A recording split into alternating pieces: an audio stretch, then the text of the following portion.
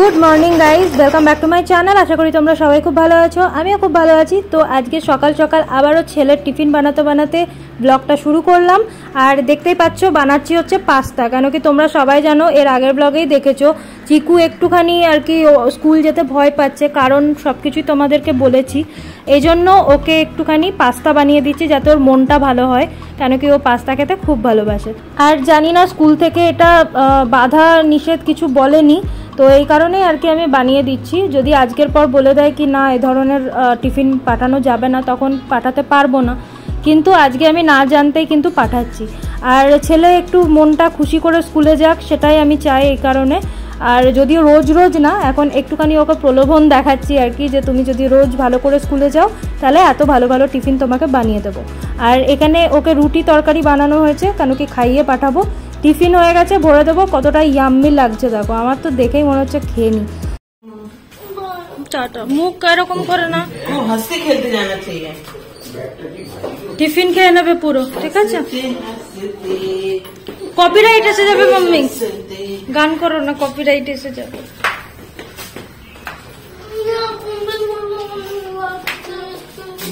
জল খেয়েছিস?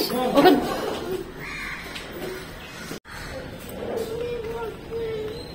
Tata tata চিকু। আজকের ওয়েদারটা দেখে কিন্তু বেশ ভালো লাগছে, একদম মেঘলা মেঘলা হয়ে আছে, আর একটুও গরম না, হিউমিডিটি আছে কিন্তু অতটাও গরম না যতটা এখানে গরম আছে। চলো এবার মেয়ে উঠে গেছে, মেয়েকে দুধটা খাইয়ে দেবো। ঠাকুর নাম করো।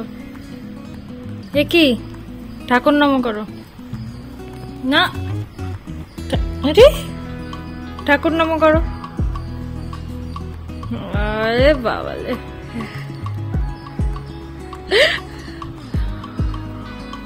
দুধ লেগে আছে মুখে।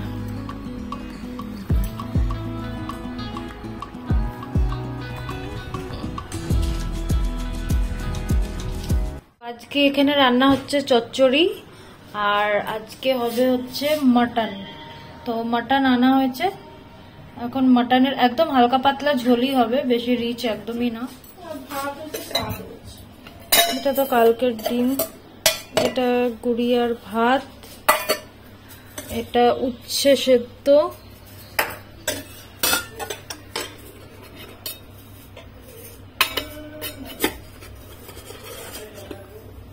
এখানে শাক। কি শাক এটা? থানকুনির শাক করেছো? এটা তো বাটা হয় না। ওই যে সকালের পাস্তা খেয়ে যা অবস্থা হয়েছে আমার।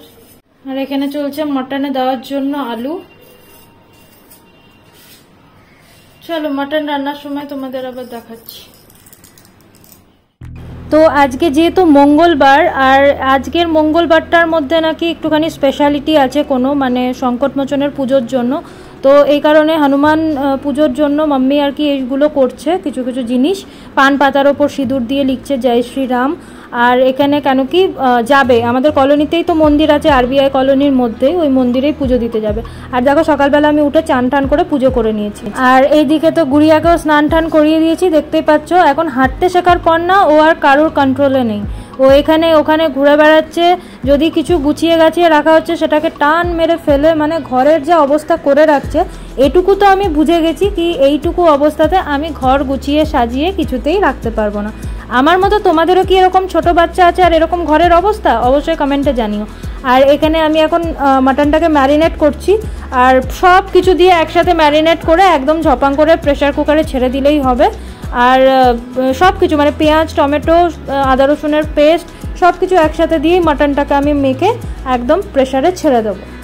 হ্যালো গাইজ, এখন বাজে হচ্ছে 12:30। 12:30 থেকে ব্লগটা মানে তোমাদের সামনে এসে কথা বলছি। আর আজকে অনেক সকালে উঠেছি, মানে 6:30 7টার সময় উঠেছি, কেন কি চিকুর স্কুল ছিল।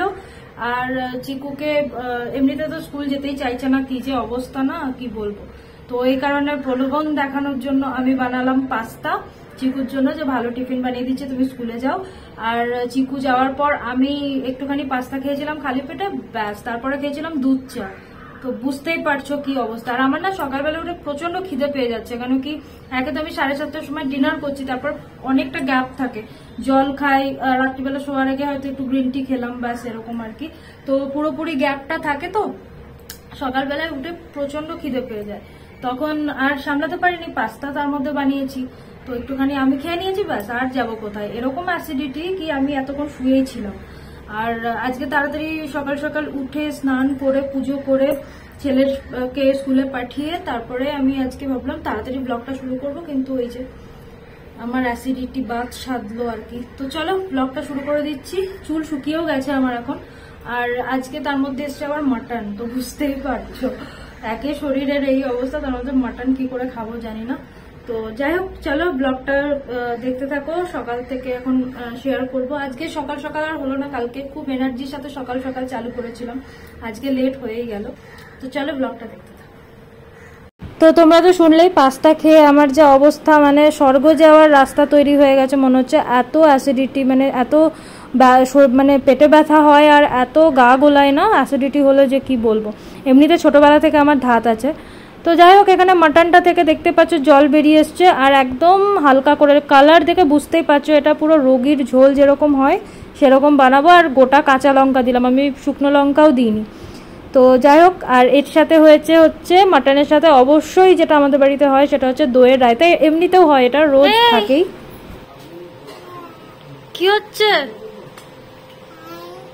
কি হচ্ছে জ্বালাতন? এই মারছে থপ থপ করে। না মারবে না, হাফ করো হাফ, একদম মারবে না, একদম টেশটেশানি পাতলা ঝোল, রোগীর ঝোল হয়েছে, রোগীর ঝোল। এই ভালো, এই খাওয়া ভালো, একদম একদম কালার আসবে নাকি?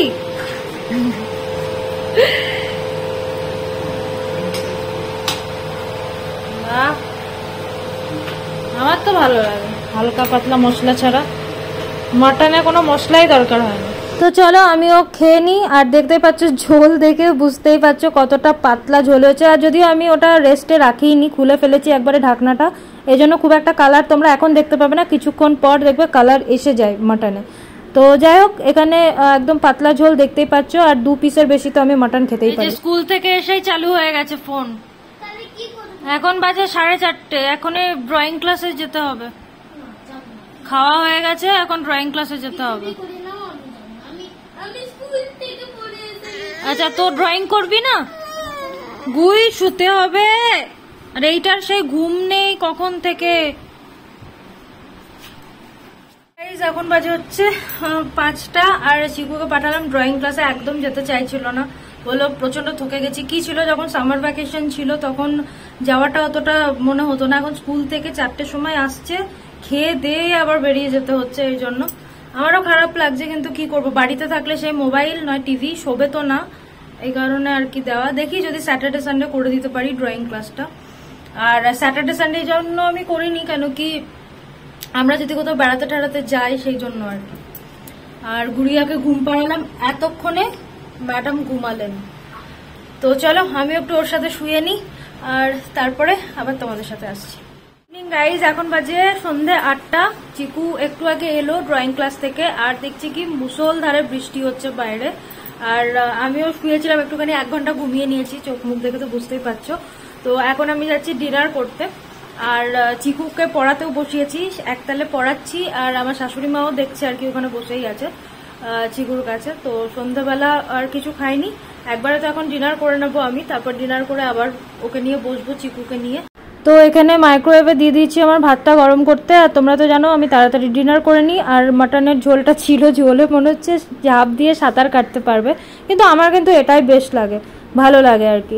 আর দুপুরের চচ্চড়ি ছিল, আর এখানে তো গুড়িয়ার খিচুড়িটা বানানো হয়েছে, আর চিকুর পিসি পাঠিয়েছে চিকুর জন্য ললিপপ। অনেকদিন থেকে চিকু বলছিল, কখনো কখনো ও নিজের পিসির থেকে নিজের বায়নাগুলো মেটায় আর কি। তো চলো খেয়ে নিই আমি।